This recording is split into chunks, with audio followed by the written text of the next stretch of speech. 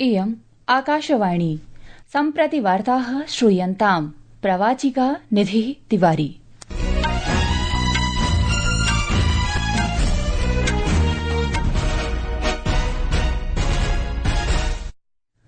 आदौ मुख्यवार्ताः। आगामिनी जनगणनायां जातिगणनां समावेष्टुं प्रशासनेन निर्णयः निर्णीतः। भारतं श्वः समारप्स्यमाणस्य मुम्बई नगर्यां प्रथमस्य ऑडियो विजुअल एंटरटेनमेंट वेब्स इत्येतस्य शिखर सम्मेलनस्य आतिथ्यं विधास्यति। CISCE इत्यनेन 10-12 कक्षयोः परिणामाः समुद्घोषिताः। उत्तराखण्डे अद्य अक्षय तृतीयायाः शुभावसरे गंगोत्री यमुनोत्री धाम्नोः कपाटोद्घाटनेन सह पवित्रा पुण्या च चारधाम इत्याख्या प्रसिद्धा यात्रा समारब्धा। अपि च IPL इत्येतस्यां क्रिकेट स्पर्धा मालिकायाम् अद्य सायं Chennai super Kings Punjab Kings इत्यनयोः दलयोर्मध्ये द्वन्द्वं भविष्यति। अथ वार्ताः विस्तरेण। आगामिनी जनगणनायां जातिगणनां समावेष्टुं प्रशासनेन निर्णयः निर्णीतः। प्रधानमन्त्रिणः नरेन्द्रमोदिनः अध्यक्षतायां राजनीतिक कार्य मन्त्रिमण्डल समित्या अस्मिन् विषये निर्णयः प्रतिपादितः। वार्ताहरान् संसूचयता सूचना प्रसारण मन्त्रिणा अश्विनी वैष्णवेन सूचितं यत् जातिगणना अग्रगामी जनगणनायां समाविष्टा भवेदिति। असौ इत्यपि निगदितवान् यत् जनगणना संघस्य विषयो विद्यते। अत्रावधौ कानिचन राज्यानि जाति सर्वेक्षणम् उत्तमरीत्या कृतवन्ति, परञ्च कानिचित् राजनीतिगत मोहकारणेन कृतवन्ति। कई राज्यों ने सर्वे के माध्यम से जातियों की जनगणना की है। जहां कुछ राज्यों ने यह काम सुचारू रूप से संपन्न किया है, वहीं कुछ अन्य राज्यों ने राजनीतिक दृष्टि से और गैर पारदर्शी ढंग से सर्वे किया है। इन सभी स्थितियों को ध्यान में रखते हुए कि हमारा सामाजिक ताना बाना राजनीति के दबाव में न आए, जातियों की गणना एक सर्वे के स्थान पर मूल जनगणना में ही सम्मिलित होनी चाहिए। भारतं श्वः आरभ्य समारप्स्यमाणस्य मुम्बई नगर्यां जियो वर्ल्ड कन्वेन्शन सेन्टर इत्येतस्मिन् स्थले प्रथमस्य ऑडियो विजुअल एंटरटेनमेंट इत्येतस्य शिखर सम्मेलनस्य आतिथ्यं विधास्यति। प्रधानमन्त्रिणा नरेन्द्रमोदिना इदं शिखर सम्मेलनम् उद्घाटयिष्यति। अयं चतुर्दिवसीयः कार्यक्रमः श्रव्य दृश्य मनोरञ्जनोद्योगानां भविष्ये चर्चार्थम् एकं वैश्विकं मञ्चं प्रदास्यति। Council for the Indian school certificate examination CISCE इत्यनेन 10-12 कक्षयोः परिणामाः समुद्घोषिताः। 50,000-2,00,000 विद्यार्थिनः दशम्याः कक्षायाः तत्रैव 1,50,599 संख्यकाः विद्यार्थिनः द्वादश कक्षायाः परीक्षाः प्रदत्तवन्तः। दशम्यां कक्षायां 99.37% यावत् छात्रैः उचितं प्रदर्शनं कृतम्। अपरत्र द्वादश कक्षायाः परीक्षायां छात्राभिः विजयः समधिगतः। 99.45% संख्यकाः छात्राः समुत्तीर्णाः समभवन्। उत्तराखण्डे राज्ये अद्य अक्षय तृतीयायाः शुभावसरे उत्तरकाशी मण्डले भक्तानां कृते गंगोत्री यमुनोत्री धाम्नोः कपाटोद्घाटनेन सह पवित्रा पुण्या च चारधाम इत्याख्या प्रसिद्धा यात्रा समारब्धा। षड्मासात्मिकायाः अस्याः तीर्थयात्रायाः आरम्भः चतुर्णां पूज्यानां हिमालयीय तीर्थानां माध्यमेन आध्यात्मिकरूपेण महत्वपूर्ण यात्रायाः आरम्भः भवतीति वैदिक मन्त्रोच्चार धार्मिकानुष्ठानैः च द्वाराणि उद्घाटितानि।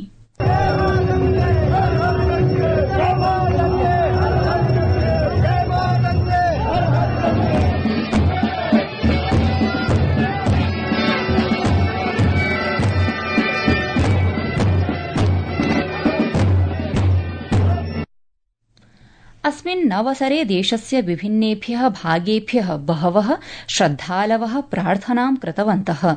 अत्रावधौ मुख्यमन्त्रिणा पुष्करसिंह धामिना गंगोत्री धाम्नः दर्शनं प्रार्थनां च कृता। पत्रकारैः सह वार्तालापे श्रीधामी अवदत् यत् राज्यप्रशासनेन तीर्थयात्रिणां सुविधायै व्यापकी व्यवस्था अपि कृतास्ति।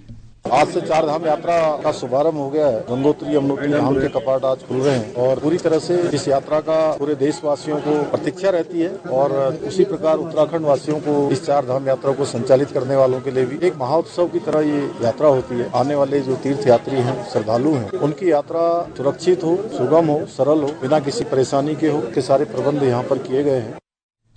अवधेयास्पदं वर्तते यत् शुक्रवासरे केदारनाथधाम्नः रविवासरे च बद्रीनाथधाम्नः द्वारमपि उद्घाट्यते। प्रियाः श्रोतारः, संस्कृतवार्तायाः संस्करणमिदम् इदानीम् आकाशवाणीतः प्रसार्यते। सममेव अयं कार्यक्रमः आकाशवाण्याः अन्तर्जालपटले www.newsonair.gov.in इत्यत्र अथ च न्यूज़ ऑन AIR इति चलदूरभाषीय तन्त्रांशे अपि समुपलब्धो भविष्यति। अक्षय तृतीयायाः पुण्यावसरे भक्ताः देशे सर्वत्र पवित्र नदीषु पवित्रावगाहनं कृतवन्तः। परम्परागतानुसारम् अस्मिन् दिवसे विवाहानां संख्या अधिका भवति। एनम् अवसरं निध्याय महाराष्ट्रस्य छत्रपति संभाजीनगरस्य मण्डल प्रशासनेन बालविवाहं निवारयितुं शक्ताः उपायाः कृताः। अस्मिन्नवसरे प्रधानमन्त्री नरेन्द्र मोदी सर्वेषाम् अभिवादनमपि कृतवान्। विधि न्यायमन्त्री एवञ्च भाजपेति दलीयः नेता अर्जुन राम मेघवालः अवदत् यत् पहलगामातङ्क्याक्रमणस्य विषये संसदः विशिष्ट सम्मेलनस्य याचनार्थं विपक्षेण पत्रं प्राप्तमस्ति। नवदिल्ल्याम् अस्मिन् विषये वार्ताहराणां प्रश्नस्य प्रत्युत्तरे मन्त्रिणा विज्ञापितं यत् संसदीय कार्यविषयिणी मन्त्रिमण्डल समितिः अस्मिन् विषये चर्चां करिष्यतीति। एतदतिरिच्य भाजपेति दलम् अद्य समाजवादी पार्टीति प्रमुखे अखिलेश यादवे डॉ भीमराव अम्बेडकर वर्यस्य चित्रं परिवर्त्य कथितरूपेण तस्य अपमानस्य आरोपं प्रख्यापितवत्। समाजवादी पार्टीति दलस्य प्रमुखः एतादृशानां चित्राणां माध्यमेन दलितसमुदायस्य जनानां मतान् ग्रहीतुं प्रयतते इत्यपि श्रीमेघवालः प्रतिपादितवान्।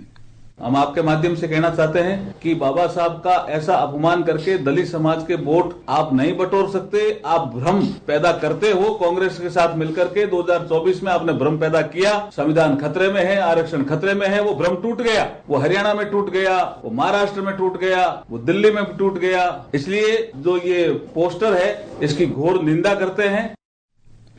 दिल्ल्यारक्षि बलस्य भ्रष्टाचाररोधी शाखया ACB इत्यनया आम आदमी पार्टीति दलस्य वरिष्ठनेत्रोः अथ च पूर्वमन्त्रिणोः मनीष सिसोदिया सत्येन्द्र जैन इत्येतयोः विरुद्धं 200 कोटिरूप्यकाणां कथित कक्षा निर्माण प्रवञ्चनायाः विषये एकं प्रकरणं पञ्जीकृतम्।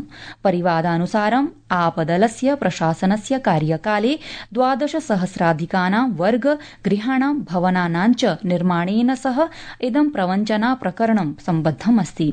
एकस्मिन् वक्तव्ये ACB इत्येतस्य प्रमुखः मधुरवर्मा इत्येषः अवदत् यत् 34 व्यावसायिक संघानां कृते अनुबन्धाः प्रदत्ताः। तेषु अधिकांशतः आप इत्यनेन दलेन सह सम्बद्धाः इति अभिज्ञातम्। पश्चिम बंगाल राज्ये गतरात्रौ मध्य कोलकाता नगरस्य फलपट्टी मछुआ इत्येतस्याः समीपे एकस्मिन् वसतिगृहे जाते अग्निकाण्डे 15 जनाः मृताः। आरक्षिबलेन उक्तं यत् अनेके जनाः उद्धारिताः अपि सन्ति। अग्निकाण्डस्य कारणं नावलोक्यते। कोलकाता रक्षायुक्तेन मनोज कुमार वर्मणा उक्तं यत् अस्याः घटनायाः अन्वेषणार्थं विशिष्टदलस्य निर्माणं कृतमस्ति।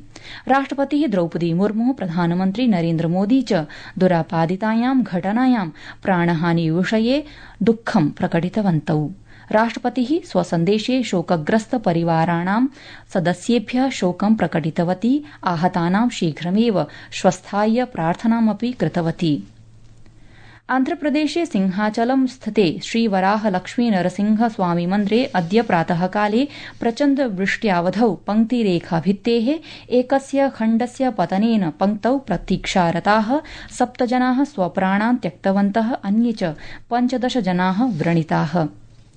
IPL इत्येतस्यां क्रिकेट स्पर्धा मालिकायाम् अद्य सायंकाले MA चिदम्बरम क्रीडाङ्गणे Chennai super Kings Punjab Kings इत्यनयोः दलयोर्मध्ये द्वन्द्वं भविष्यति। एषा क्रीडा 7:30 समारप्स्यते।